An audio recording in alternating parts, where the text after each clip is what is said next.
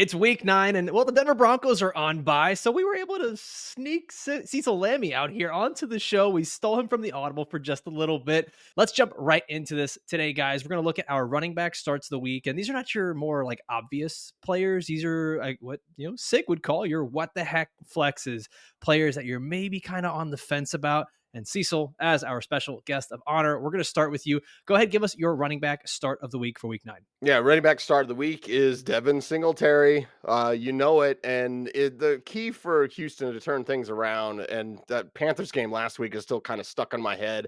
It's like you should have beaten Carolina, but now you move forward with Singletary out there as a runner or as a receiver, right? Because you look at their matchup and say, okay, wait a second, what's going on here with Damian Pierce? It seems like I'm always writing about him every single day on the Football Guys news wire. So check that out in our free daily newsletter. Singletary can always play. I feel like I'm maybe the lone Singletary supporter at times. I certainly was when he was with Buffalo. It's like he can play as a runner or as a receiver out of the backfield. You're looking for kind of a sneakier running back play this week. I say no hesitation. Go with Devin Singletary because no matter how the game script unfolds, oh my God, they're going to be tough against the run. Sure, he can still get it done as a receiver out of the backfield. So Singletary is a player I'm looking to in week 9.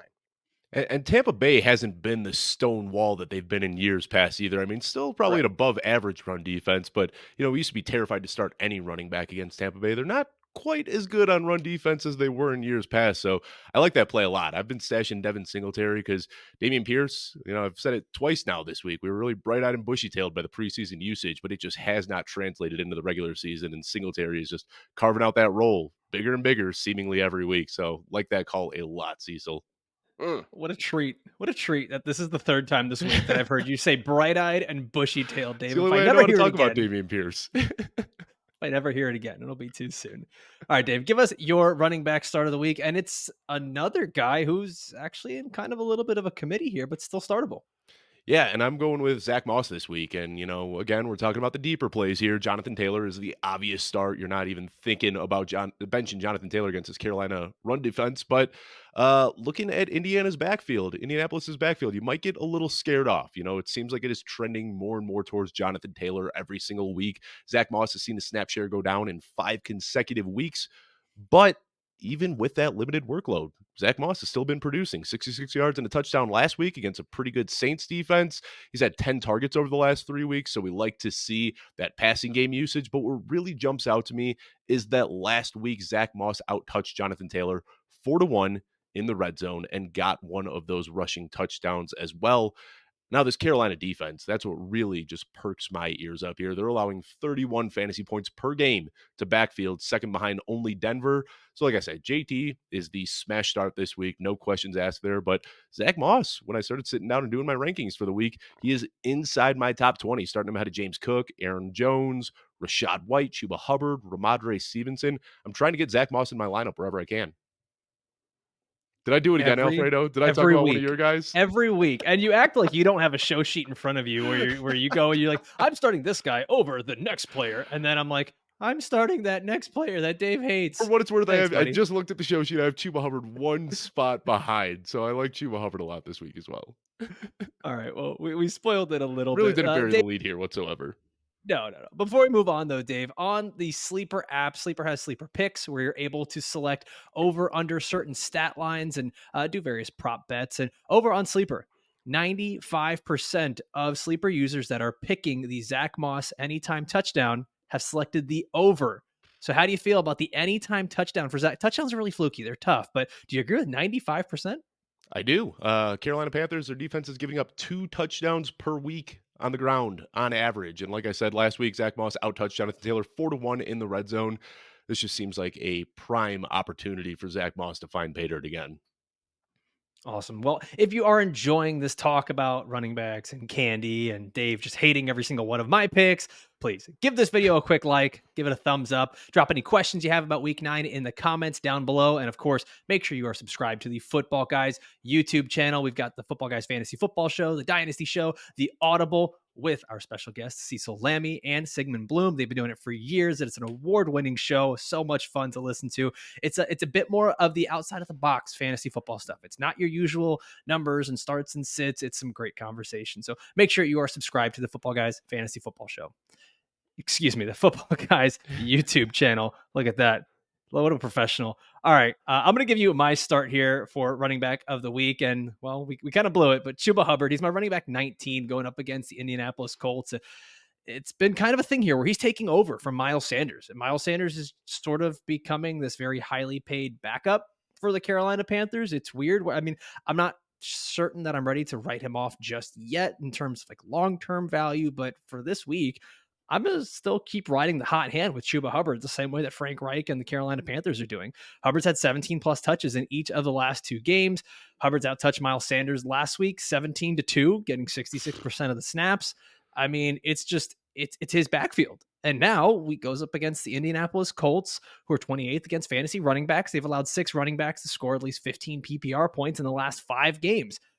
Do the quick math, Dave. 5 games, 6 running backs. That's one more. So yeah, I don't mind that it's a little bit of a, let's call it a committee, maybe. Are we still going to call this a committee?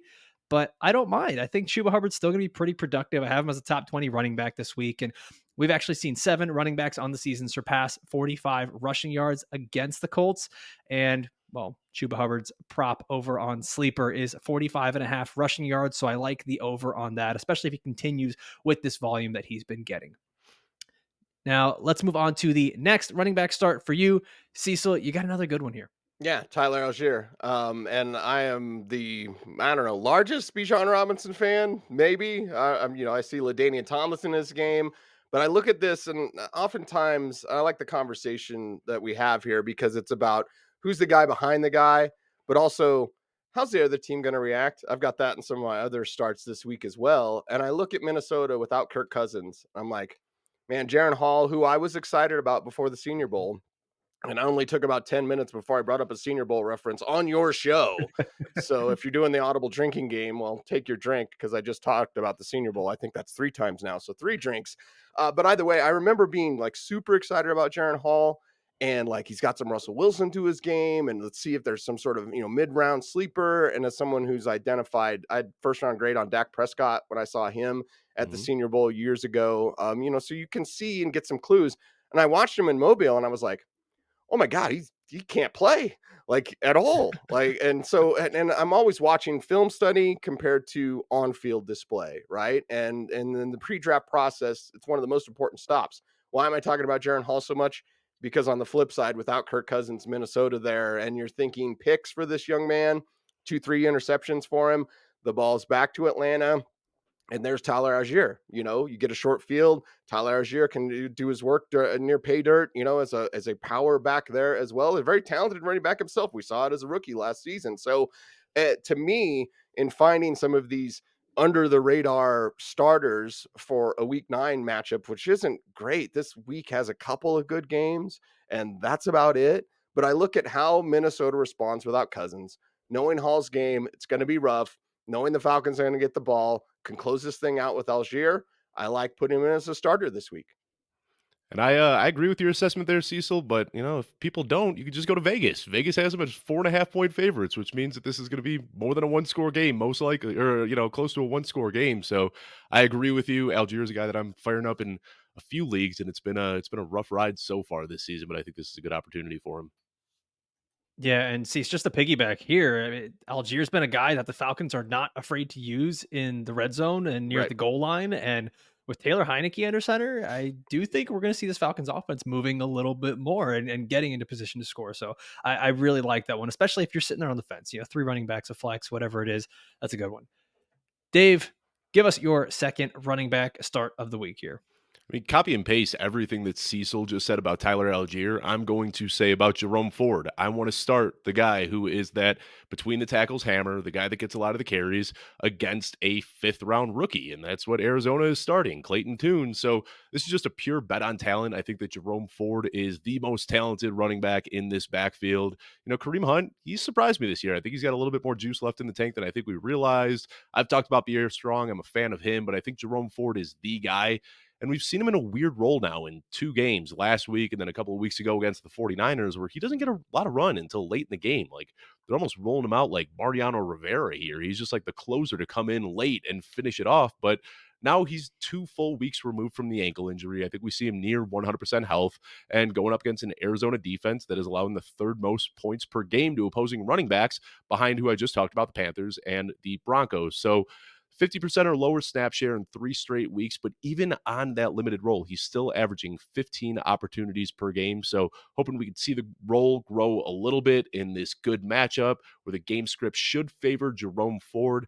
All the guys that we've talked about, I kind of have clustered together as kind of low end RB2s this week. Basically every guy we've talked about so far. So kind of in the same tier as Brian Robinson and Zach Moss and Chuba Hubbard and Tyler Allgeier. I'm trying to get him in my lineup if I can.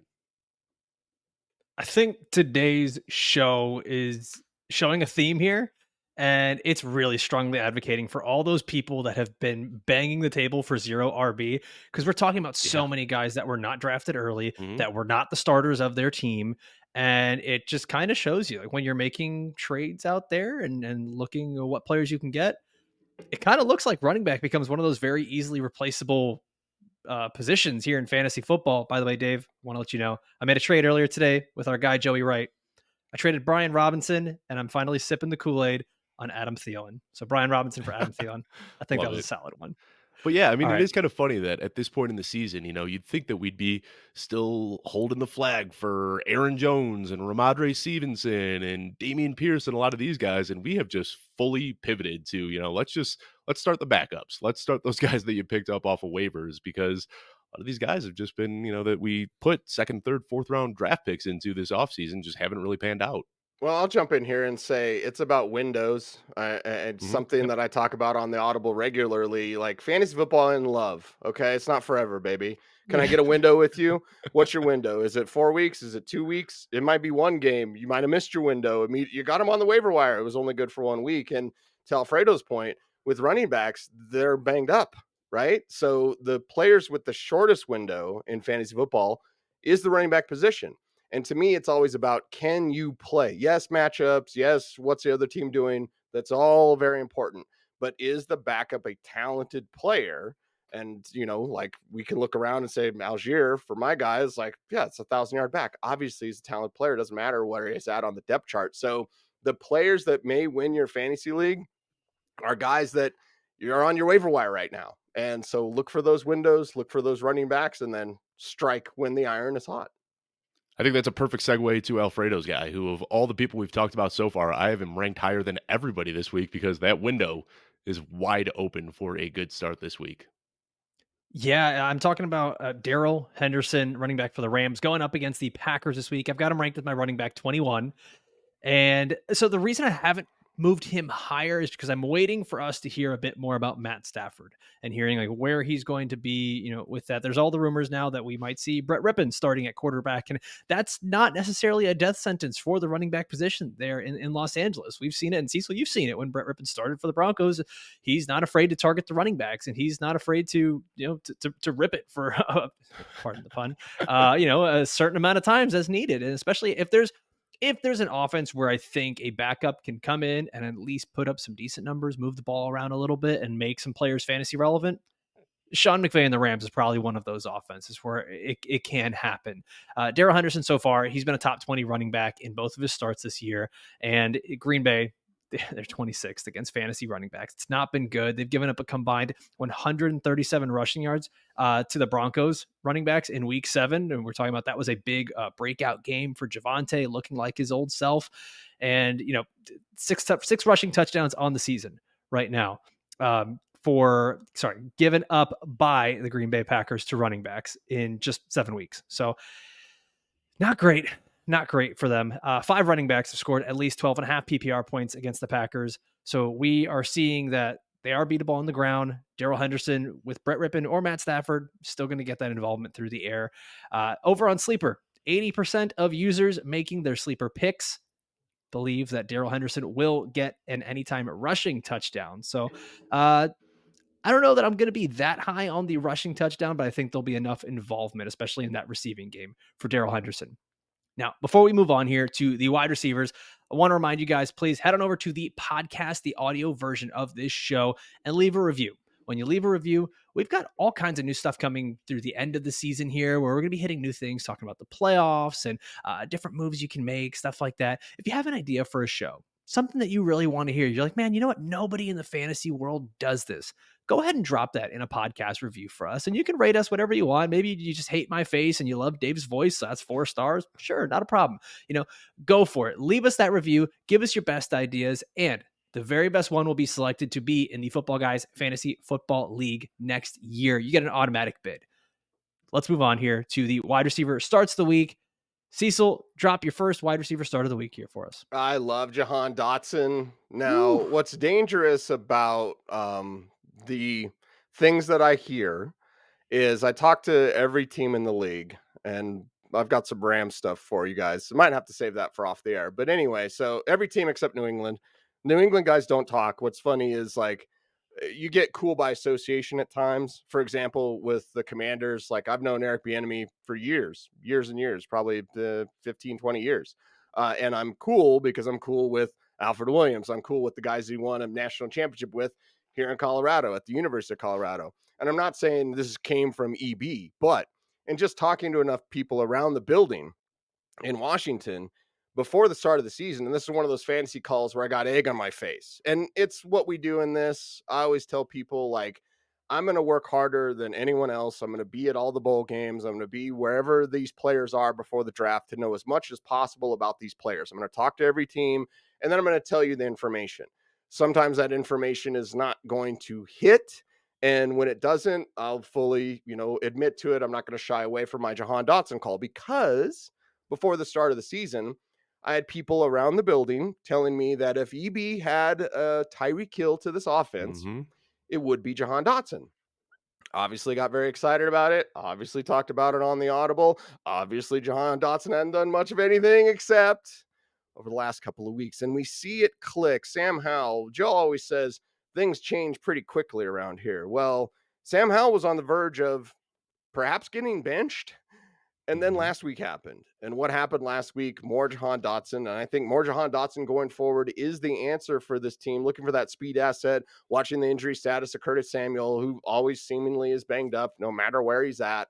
So, yes, it took until week 8, but now Jahan Dotson is paying off for you. I like that continuing with how learning, hey, that really fast guy, and then EB scheming things, yes, to kind of be his poor man's version of Tyreek. Sure. Let's go for it. Let's keep Jahan Dotson, keep that train rolling this week. I'm in love with it. Yeah, we finally saw it last week. Season highs across the board. Targets, receptions, yards, had his biggest play of the season, most yards per target, got in the end zone. I think seeing that just kind of broke my heart because that's what I was hoping to see every single week. And it sucks that we had to wait until week 9 to finally see it. But hopefully that's a trend and a sign of things to come because, man, the kid is just dripping with talent. I think it's one of those things that kind of gets swept under the rug is that we see a player perform so well as a rookie and we think, well, it can only get better from there, right? Nothing else, no other factors around that player change. You got a brand new quarterback. You got a brand new offensive coordinator. It's almost kind of like a second rookie season here for Jahan Dotson, and these things take time. We give a lot of other players passes throughout the season when they have a new offense. We talked about that with Lamar Jackson and the Texans offense, and there's a similar thing going on there with Jahan Dotson. So hopefully he's turning that around. Dave, you've got another talented young wide receiver that you've got for a start of the week, but it has been quite the roller coaster for T. Higgins this year. Yeah, I can't believe that I have to talk about T. Higgins on this show, but looking at consensus rankings, people You are don't have ranking him. to. Well, You people don't are have ranking to. him You as, chose this. people are ranking him as a wide receiver 3 this week, so I feel like I have to talk about him because it's T. Higgins, man. Like, he is inside my top 15 this week. I am starting him everywhere, no questions asked. Sunday night matchup at home against the Bills. This is going to be a great game. And the Bengals offense is back, all right? For the first 4 weeks, they averaged 12.25 points per game. Over the last 3 weeks, they're back to the Bengals of old. 27.3 points per game. Joe Burrow looks like his old self. He's mobile. He's throwing the ball all over the place. And Higgins has been pretty quiet. You know, he had that week 2 blow up where he scored a couple of touchdowns, but I think a lot of people forget that he's been dealing with a rib injury. And if you look at the snap counts, he has basically been a part-time player. He was inactive in week 5 dealing with that injury. In week 6, he played just 54% of the snaps, had a bye in week 7. We were hoping he'd be back to 100% in week 8, but he still only played 67% of the snaps. So I think this is a game where they're going to need him back. Early in the season, we saw him consistently at an 86% or above snap share, regular eclipsing 90%. That's what he's done his whole career. I think we see him back into that workload this week. And during that time where he's a full-time player, he pulls 9.3 targets per game. He puts up wide receiver 1 numbers. And this is a game, like I said, it's going to be a high-flying matchup against the Bills. 48.5 point over-under is the second highest on the week behind only Kansas City and Miami. I don't want to talk about T. Higgins. Like, I think that he should be an absolute must start, but seeing where he's getting ranked outside of the top 24, this is my reminder to you that T. Higgins is a very good player in a very good team in a very good matchup this week. So absolute smash start for me. I'll get a little bit deeper with the next guy that I talk about, but this is your reminder to start T. Higgins. I really want our production and graphics team turn that into a graphic on why Dave Kluge says to start T. Higgins, because he's T. Higgins, man, and just put it in like a nice little quote with your face there at the bottom. Sometimes, it's a little bit easier than we make it out to be. Start T. Higgins. Good player, good team, good matchup. That's all I got to say. Dave, over on Sleeper, the line for the Sleeper pick prop is at 48.5 receiving yards. I assume, is it safe to assume here you're going over that? Yeah, I like the receiving yardage more than the receptions. I believe the receptions was at 4.5. T. Higgins has really played more of a downfield stretcher this year, a little bit more than the possession guy we saw his rookie season. So I think that he could easily eclipse that 48.5 yards. Yeah, I like that one too. I'm going to give you guys my wide receiver start of the week here, and he's my wide receiver 13 this week. And it's probably the first time I have mentioned his name as a start, but I'm finally sipping the Kool-Aid on Garrett Wilson going up against the Los Angeles Chargers. Listen, Zach Wilson may not have proven that he's very good or that the Jets offense is very good, but he's kind of proven that he can help keep Garrett Wilson as a fantasy viable asset. I mean, that's it. We've seen this now. 12 or more targets in 3 of his last 4 games for Garrett Wilson. He's been a top 24 wide receiver in each of those 3 games. And I mean, we should expect a lot of passing volume in this game. Jets going up against the Chargers. The Chargers opponents have thrown the 4th most pass attempts, and the Jets are big underdogs in this. So what do you do when you're losing and trailing? You throw. And I can't remember the exact stat, and I wish I could because it would be so much better for the show. So inexact science is always fun for a podcast. But Zach Wilson, I believe, has led like the most fourth quarter comebacks, or has the most fourth quarter points among starting quarterbacks this year, something like that, passing yardage. It was one of those like ridiculously like cherry picked stats. And I love Chris Towers over at CBS. He has like this meme of like, okay, and why are they losing? And it's because of Zach Wilson. So you could expect that whether, they're in the game or they're losing, they're probably going to be trailing the Los Angeles Chargers, and there's going to be a bit more passing than we typically see here. They have a league low 53 plays per game. That should definitely be going up. Thus, more targets, more receptions, and hopefully more yards here for Garrett Wilson. Last 6 games, he's averaging 72.5 receiving yards per game. That's why I'm going over on his sleeper pick of 65.5 receiving yards for Garrett Wilson. Now, you've heard us talk. I just want to say real quickly, I think Cecil is making us look like cowards, right? Like Cecil's coming out here and saying Jahan Dotson, and you and I are just going straight to the top of the rankings list. T. Higgins and Garrett Wilson. We'll get a little bit deeper with the next guy, but I appreciate you going out on a guy that really is more of a what the heck flex here, Cecil. I think. Well, and I wanted to ask you guys if the Monday night thing comes into play at all. Not with Garrett Wilson necessarily, because I agree with everything you say about Garrett Wilson. We know the strength of that matchup is the Jets defense. That's the strongest piece of that puzzle. But for me, because I was going to think about Quentin Johnston, who I really appreciated coming out of college at TCU, hasn't done much, and we're waiting. And Johnston is a different conversation than Wilson. But the reason why I didn't really want to talk about Johnston, although I'm talking about him, is because it's Monday night. And I don't want anyone to be on an island like, and my last guy, hey, I'm down by 30, but I got Quentin Johnston left. So does that ever factor in to your conversations? Like, is that something where you're like, okay, and again, Garrett Wilson is different because Garrett Wilson to me is a starter, and whether it's Zach Wilson, whoever throwing the rock, like Garrett Wilson's going to get it done. But does the Monday night island, usually I call it Monday night punch, but it seems like it is an island this week. I think it's the psychological warfare of having to start a guy on a Monday night is certainly scary, but Quentin Johnston is my deep start of the week this week. And, I'm not saying that like you need to get him in your lineup, but I think that the upside is there. Alfredo, if we could just jump around on the show sheet a little bit, I Yeah. could talk about Quentin Johnston here. I've got him ranked inside my top 45, which isn't like a huge, like, you got to go out and get him. But, with a lot of guys on bye this week, Amon St. Brown, Debo, Brandon Ayuk, Sutton, Ridley, Christian Kirk, and then even you start looking at running backs, McCaffrey, Etienne, Javante, Gibbs, Montgomery. I think a lot of people are kind of looking at their flex spot when you need a ceiling play here. So I think Quentin Johnston does have that high ceiling.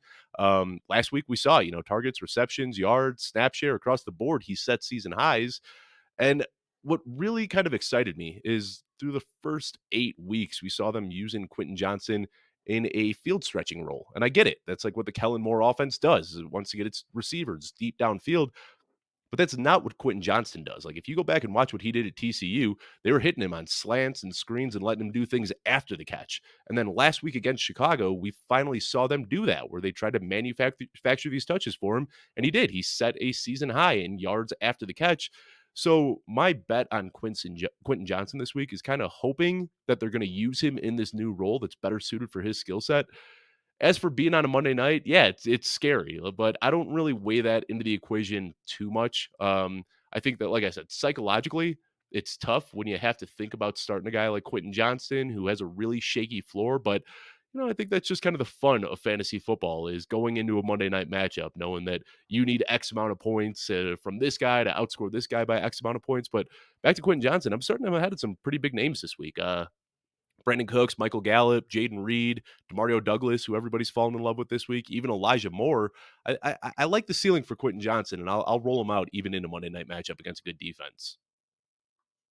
Interesting. Cease, can I get your thoughts here on Quentin Johnston? Because I know that's a guy that you also like as a streamer, sleeper, whatever we want to call it here at the wide receiver spot. Right, and it is what Dave highlighted. If they continue to have him do short stuff, turn into long gains, because that was his major weapon, really, not necessarily secret weapon, but it's what happened at TCU. It's like, let him break tackles, let him be not necessarily Debo, nobody's Debo, but let him be that strong run after the catch, short stuff, long gains. Like, if they open that up, he's more than just a field stretcher. And so I've been disappointed in the Kellen Moore offense in that aspect of it. It's like, I get it. You're trying to adjust defensively, but in this league, and I think the Fangio 6 cloud coverage, whatever you want to call it, that everyone's trying to duplicate, and why reasons why scoring's down and points are down. It's like, yeah, it's the Fangio 6 cloud coverage. How do you beat that? Short stuff. You're not going to go over the top. They're preventing you defensively with safety justice and split field coverage. Like, all these things are preventing you from doing that. So how do you do that? Do what the Dolphins do, right? Use motion, use shifts, have guys start. I was talking to James Palmer, and if you haven't noticed, I will name drop continuously in this show. I was talking to James Palmer from NFL Network, and it was like, hey, we're seeing CFL concepts in this league, right? Where guys are getting in motion at the snap. I'm old, so motion used to be motion to one side, stop, set up, make sure the ref sees you, and then snap the ball. Now, motion shifts, these concepts that Mike McDaniel's bringing even more forward to this league. I'd like to see the Chargers offense kind of modernize, as odd as that may sound. And Quentin Johnston is the guy you could do that with. Well, it's like they took Quentin Johnston, they drafted him, and they just said, well, this is going to be the replacement for Mike Williams. And I wonder, Right. like, did they watch Quentin Johnston in college? Because, yeah, Right. they're the same size and they have the same builds, but they couldn't be more different players. And then Mike Williams got hurt, and they immediately tried plugging him into that role, but that's not what he does. So Kellen Moore, I think, is finally, it took a few weeks, but I think that they're finally playing to Quentin Johnston's strengths now.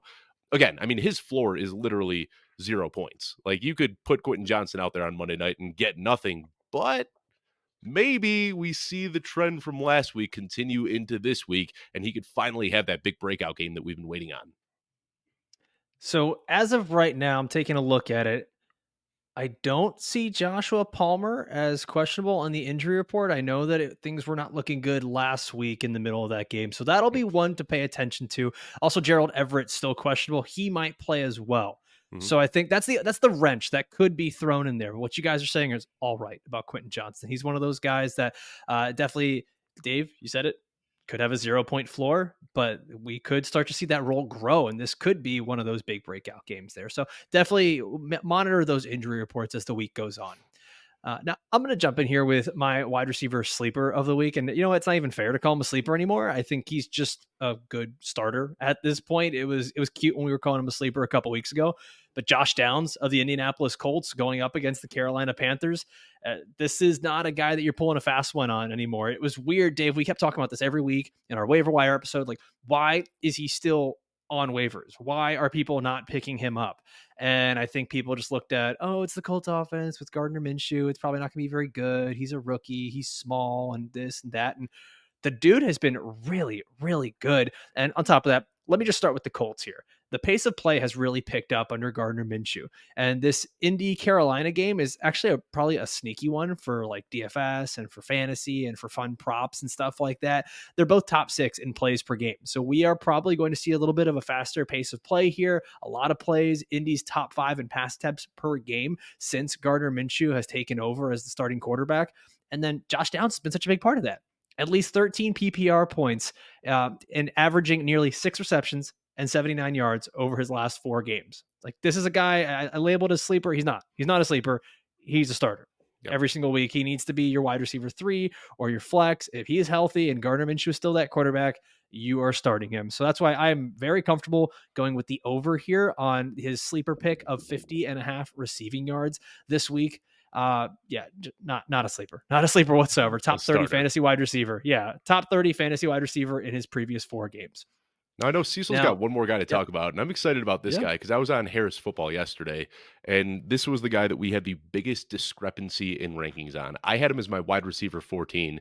Chris had him as his wide receiver 32, and we had a fun discussion about him, and I think Cecil is going to side with me a little bit more on this one. Oh, Zay Flowers. You must be talking about Zay Flowers. Yes, you get crushes at times, and when I was down in Vegas at the Shrine Bowl, there, and listen, tons of talented players that I've seen go through there. I so wanted to talk about Aiden O'Connell. All these players that I like, I'm not going to talk about, but then I bring them up because I want to talk about them. But in watching Flowers and just seeing that talent that was so emergent, like from everyone else, like you can tell, it's almost as when I was at the CU spring game and I watched Travis Hunter, I was like, he's different. Zay Flowers has been that guy. And we can praise what Baltimore has been doing. We can certainly praise that they've got away from the Roman system where it's like, oh, so boring and predictable. As someone who charts plays for every game, like this Baltimore offense hasn't yet even started getting going. And I want everyone to be excited about that, whether it's Mandrews, there's Zay Flowers, or Rashad Bateman, who's coming on, Odell's Odell, whatever. But like what you're seeing from Lamar in the Monken system is just a beginning of what it could be. And as they march towards perhaps a Super Bowl, using more Zay Flowers, I think Flowers is a great play this week. And he's a player, like, if you're excited about Baltimore, you're not excited enough. And if you're excited about Zay Flowers, you're not excited enough. Be more excited, because they're barely cracking into what Monken can get out of Lamar Jackson and thus get out of Zay Flowers. Would having him as my wide receiver 14 be excited enough, Cecil? I've got him ahead of Chris Olave, Puka Nacua, DJ Moore, Devonta Smith. I am very excited for Zay Flowers. As the kids say, Lamar is in his bag right now. I mean, he is playing some of the best football I've ever seen. Yeah. And I think that's about where I would have him, more towards maybe 17 or something like that. But like, if you're thinking of Flowers as a wide receiver 2 with upside, you're right on the money. Dave, you're cheating off my test because I got him as the wide receiver 14 as well. Ooh, I don't like how much we've been agreeing over the last week and a half. It's too much sunshine and rainbows, hand holding. I'm not with it. I want us to in the fight off season, Alfredo and I argued about everything, and now our brains are just kind of like melding together, and we end up like, I hate it, getting to a lot of the same takes. And it's making for some pretty boring content. We got to start finding where we diverge a little bit more and talking about those. I'll just fight with you on personal things, just forget fantasy football. So right now we have gone over our running backs to start, our wide receivers to start, but there's some really tough decisions that need to be made at those premium positions where there's typically just one player, quarterback and tight end. This is where we're always looking for streamers. We're grabbing guys off the waiver wire. we're going to keep this conversation going over on the audio version of this show. Okay. It is so simple to get to the audio version of this show, to the podcast. Just open up the description of this video, click the link right there, and you can pick any one of your favorite podcast platforms, Apple, Spotify, wherever you'd like to go. And you can always find the audio, the full audio version of this on footballguys.com, where you can listen to it as well. Thank you so much for watching us all the way through for our week 9 starts, sleepers, and props. We'll see you on the other side.